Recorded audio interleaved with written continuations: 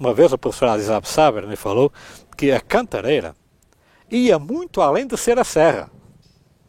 Ela era a vida de São Paulo. Né? Veja-se, portanto, a importância da Serra da Cantareira em todos estes tempos para a vila e a cidade de São Paulo.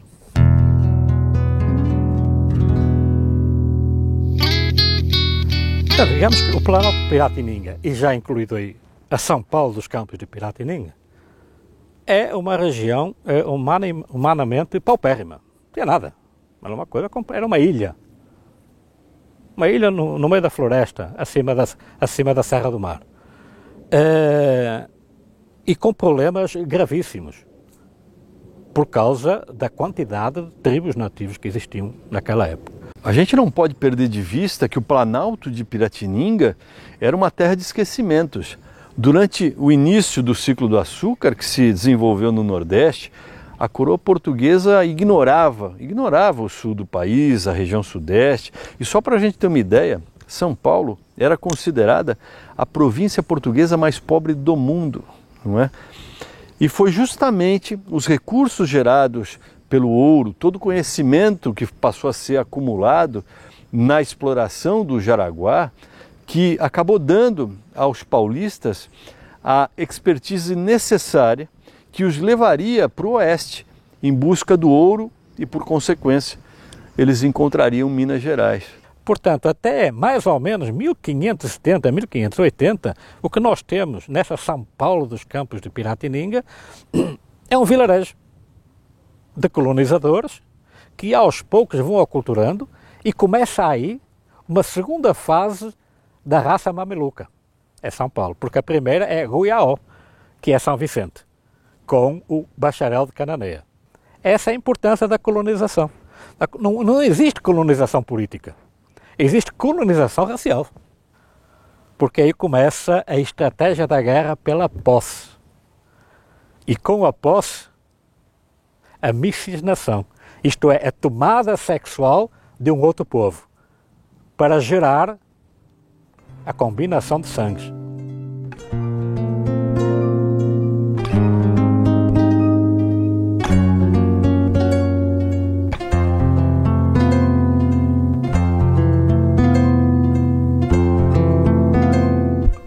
É dessa maneira que a pequena Piratininga vai se expandindo, tendo como limite norte a colossal Serra da Cantareira, que oferecia água e produção de alimentos, está certo?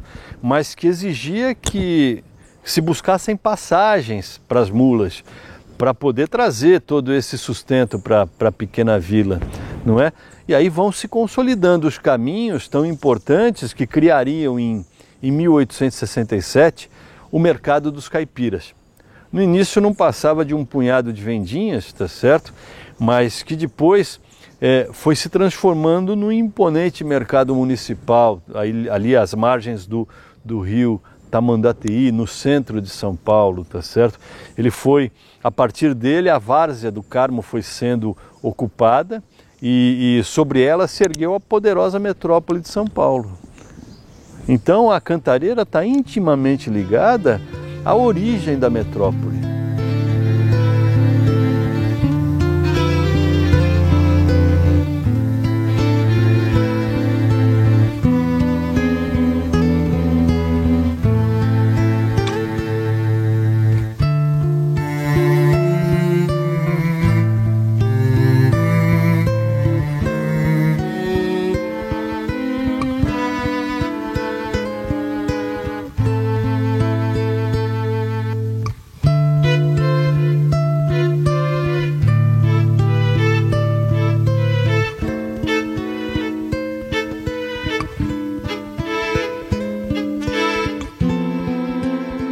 Porque ela trouxe o alimento, ou assim muito genericamente, ela matou a fome e matou a sede. Esta foi a importância da Cantareira naquele momento. Tanto é que, na expansão a norte para Guarulhos, né, a Cantareira teve uma importância tal que é de lá que praticamente sai a água que vai alimentar toda aquela gente. Desassociar o tropeiro dos aldeamentos indígenas é um pouco complicado. Quando Barueri, quando Guarulhos, esses aldeamentos, Mogi, Escada, são feitos me dá a impressão que não é essa característica de tropeiro.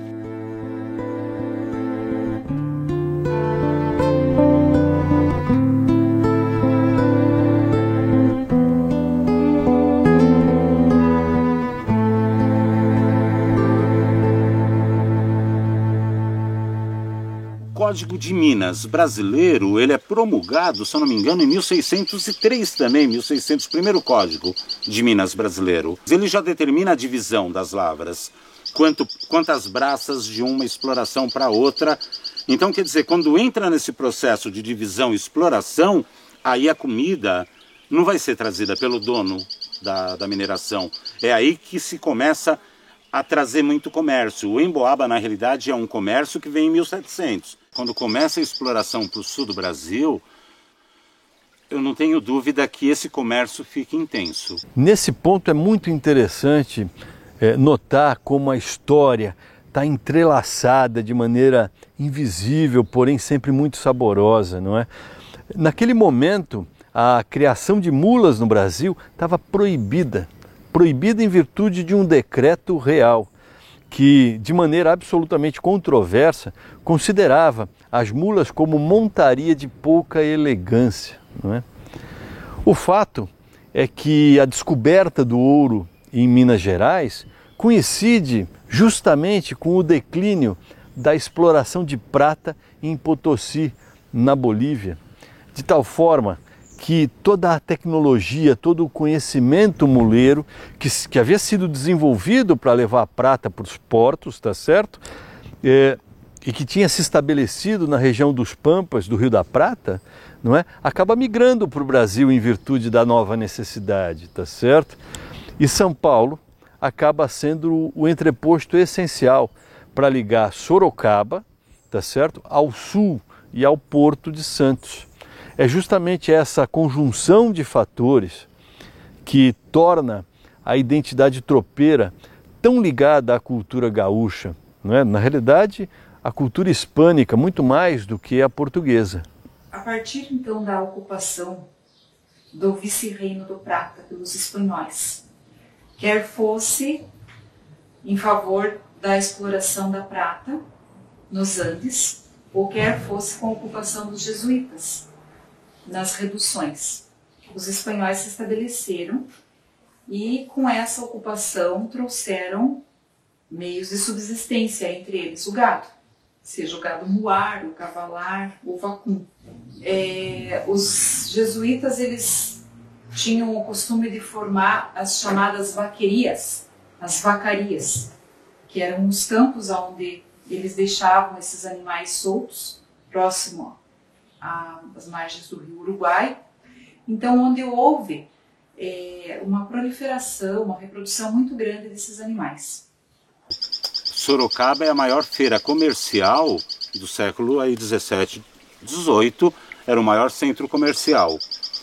Esses aldeamentos, eles se transformam nas vilas. Santana do Parnaíba vai se transformando nas vilas. Mais ao norte, nessa região que hoje é o Paraná, os paulistas já tinham também avançado e descoberto as pastagens boas dessa região dos Campos Gerais. Então, já no final dos anos 1600, já havia paulistas ocupando essas pastagens aqui para a produção do seu gado. Isso se tornou incipiente para o fornecimento de alimento e transporte para as Minas Gerais. Então, além do que se estava descoberto aqui, foi-se preciso buscar um reforço desse gado que se encontrava em abundância no Rio Grande do Sul. Este foi um fenômeno decisivo, que exigiu uma grande demanda logística, tanto para a sobrevivência como para a manutenção do território mineiro, tá certo? Era uma região inóspita que, de um momento para o outro, não parava mais de crescer, tá certo? E que, além de precisar de mantimentos, ferramentas, tá certo? Também precisava escoar a produção de ouro para os portos. A produção, se você pegar a produção de goiabada, de marmelada, né? O caminho dos marmelos, é só pegar a estrada dos marmelos, era significativa, a gente comercializava com o Uruguai. O Afonso Sardinha, a maior fortuna dele era o comércio de marmelada, não era tanto ouro. Ele era um grande comerciante. Por que ele fica rico? Porque lá no Porto de Santos ele é o primeiro a fazer um trapiche para subir no barco. Isso o transforma num milionário. Então ele se tornou um dos homens bons. Naquela época, o homem bom era o empreendedor, era o capitalista, era o cara que tinha poder, era o dono da fazenda. Porque naquela época, a atividade mais importante era a agropecuária. Os bandeirantes no começo tinham que fazer horta, eles avançavam e faziam horta, plantava mandioca, isso para o retorno ter o que comer. Então já tinha essa técnica de na ida e fazendo plantações para a volta poder colher alguma coisa. Sabiam que era jornada de 1, 2, 3 anos.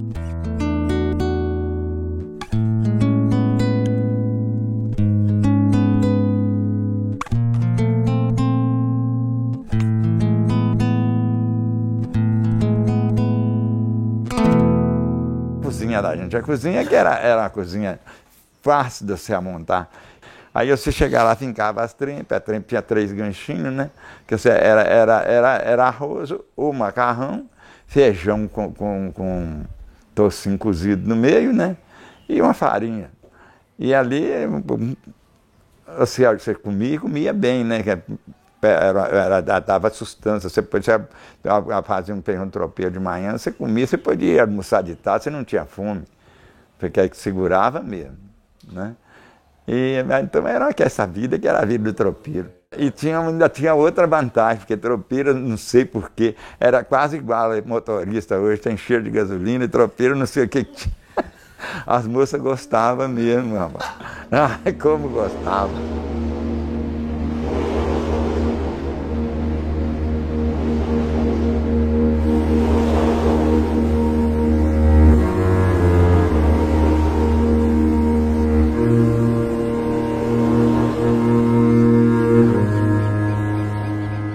Tocar na questão do tropeirismo é interessante porque a gente acaba isolando a figura do tropeiro. O tropeiro é uma necessidade.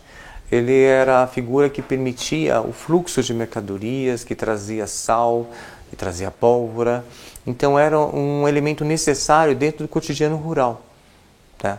Ele que promovia os fluxos de mercadorias. E mesmo alguns sitiantes, alguns colonos, eles sempre tinham um número de mulas que de repente podia escoar sua própria produção. Então, quando a gente fala de repente do tropeirismo, a gente está falando de um comércio que era necessário à sobrevivência dessas próprias propriedades rurais. Tá? Era o único meio de você escoar um excedente e garantir que existisse um fluxo de produtos que você não poderia produzir no próprio sítio. Aqui, quando se fala em tropeiro, todo mundo falava em tropeiro sorrindo, né? Todo mundo queria receber esse tropeiro. Esse tropeiro era muito bem-vindo. Nas construções, já se faziam os espaços para receber esses tropeiros. E todo mundo queria estar junto do tropeiro, então sempre tinha uma roda de viola, o tropeiro chegava. E as pessoas veem o tropeiro como uma figura importante. E é isso que nosso papel aqui do museu é esse, mostrar a importância do homem do tropeiro na nossa vida, na nossa identidade, na nossa cultura, e que nós estamos aqui porque ele passou por aqui. Na época do tropeirismo, levava-se 3 meses para receber uma resposta de uma carta que você enviava, depois voltava devagarinho.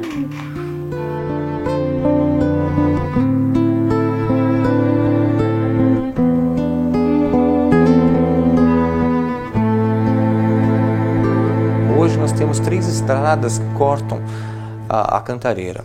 A Santa Inês, Roseira e a Cesefredo Fagundes. Se a gente fizer um caminho, por exemplo, hoje é impossível, mas se a gente fizesse um caminho de mula, seria o tempo de 3 horas você saindo de mula e parando ali no engordador, tendo um descanso, prossegue viagem até Mariporã, faz a distribuição da produção e aí você faz o retorno, uma parada e depois finaliza. Poderia ser atingido em 3 horas, nós temos ocupação hoje, bairros, tá? Bairros que vão até o período colonial, justamente nesses locais. E justamente nesses locais que a gente também tem nascentes de água, reservatórios. A própria Cantareira, o reservatório do Engordador, ele foi construído num desses pontos.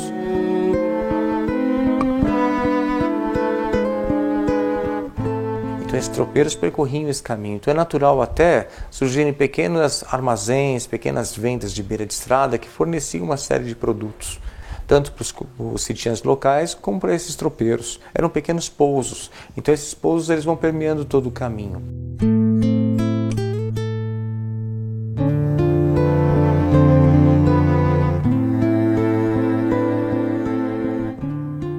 Isso que vocês estão vendo aqui eram cômodos de uma casa com 2 cozinhas e 9 cômodos, 9 quartos.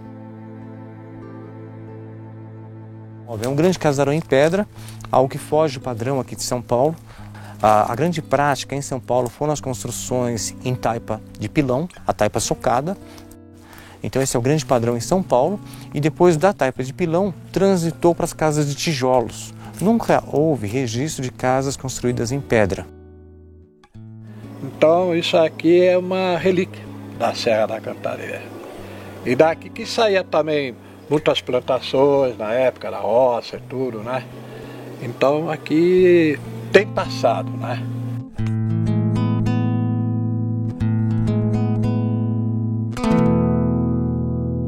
O céu ficava totalmente enegrecido, tá? Pela quantidade de carvoeiros que existiam aqui na serra e funcionavam 24 horas por dia. Então, quando você olhava o horizonte, quando as pessoas na região de Santana, Mandaqui, Tucuruvi olhavam para a Serra da Cantareira, o que elas enxergavam? Elas enxergavam grandes linhas verticais de fumaça enegrecida subindo para o céu. Resultado dessas carvoarias. Tá? Aqui na região, seguindo mais pela Santa Inês, rumo também a Mariporã, a gente encontra também muito o quê? Antigas olarias que produziam tijolos que atendiam às necessidades de São Paulo. Toda essa produção, tanto do carvão, da madeira, dirigia-se a São Paulo. Segundo informações, né, no caso do Pedro Dol, que ele fornecia madeira que depois seguia pelo Porto de Santos. Tá? As pessoas que produziam hortifrutigranjeiros aqui, toda essa produção é destinada a um mercado na região do Tremembé. Existia um mercado, então era escoado, inicialmente no lombo de mulas.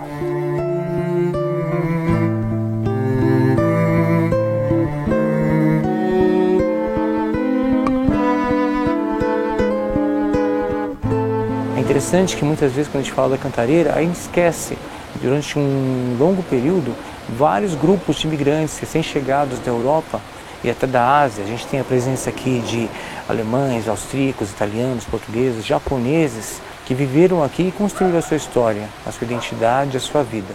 O que a gente encontra aqui são testemunhos da passagem de vários grupos humanos. A gente visitou as ruínas de uma antiga construção em pedra, né, feito por um descendente de alemães, Pedro Dol. Aqui a gente está vendo as ruínas de um moinho, também em pedra, construído por italianos, pela família Tarquini. A família Tarquini chegou aqui na região no início do século XX e se dedicou à produção de hortifrutigranjeiros, produção de farinha, tá? Farinha de milho, tá? E ela produzia essa farinha nesse moinho. E essa farinha depois era escoada para a região de Tremembé para ser vendida. Então eles tinham um grupo de muares, né? De mulas, um conjunto de 20, 22 mulas que fazia o transporte dessa produção, não só da própria família, como de outros sitiantes locais.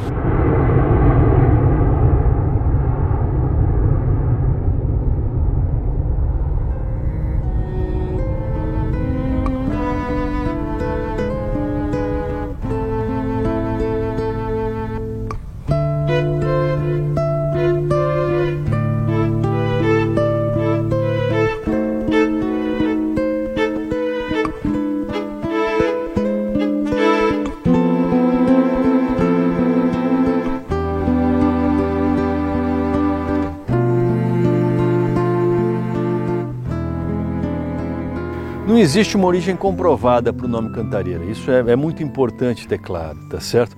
A ideia que tem sido mais difundida diz que o seu nome foi dado pelos tropeiros nos séculos XVI, XVII, justamente em virtude da generosidade das águas boas, não é, que a Serra da Cantareira já oferecia, porque as águas do vale eram águas de várzea, não eram águas puras, tá certo? E essas águas, para serem transportadas, tinham que ser armazenadas em cântaros, que são uma espécie de jarros produzidos em cerâmica, não é? E que eram vitais para que pudessem cobrir as longas viagens. Num primeiro momento para a vila, não é? E depois para o interior, quando surge o ouro de Minas Gerais, quer dizer, para as longas viagens, não é? Mas a memória é sempre muito movediça, não é? Existem também outras hipóteses relacionadas ao próprio nome Cantareira, que relaciona ele ao potencial mineral, justamente pelos cortes de pedra que estão presentes até hoje na serra, tá certo? Além de outras versões improváveis relacionadas a flexões do nome na língua tupi. O fato é que, seja qual for a variante, todas são poderosamente poéticas, não é? E isso tem muito a ver com o temperamento histórico da Serra da Cantareira. Naquela época, aqui, as mulheres ficavam em casa, cuidando da casa, e os maridos iam para a roça. Então elas saíam nas vertentes, nas bicas, pegar água e levavam um cântaro, sabe? Cântaro era uns potes de barro, e levavam nessa nascente, pegar água e pôr um cântaro no ombro e ia para casa. Então o pessoal lá do Mandaqui, que conheciam aqui, quando alguém falava, onde é que está fulano? Ah, fulano foi na Serra das Cantareiras, falando sobre as mulheres. Então ficou esse apelido, vamos dizer, então ficou como Serra da Cantareira. Não aparece em documentação mais antiga. Aparece Serra do Ajuá, aparece o termo Juqueri, mas nunca Cantareira no período colonial. E aparece muita estação dos tropeiros, que em passagem notavam muito uma concentração, tá, de nascentes aqui na região. O próprio nome Cantareira, ele vem de cântaros, que faz alusão à água. Cântaros são pequenos jarros onde era armazenada a água pelos tropeiros, e cantareira eram espécies de prateleiras onde eles colocavam esses cântaros, vamos dizer assim. Então a Serra das Cantareiras, Serra da Cantareira virou o Parque Estadual da Cantareira.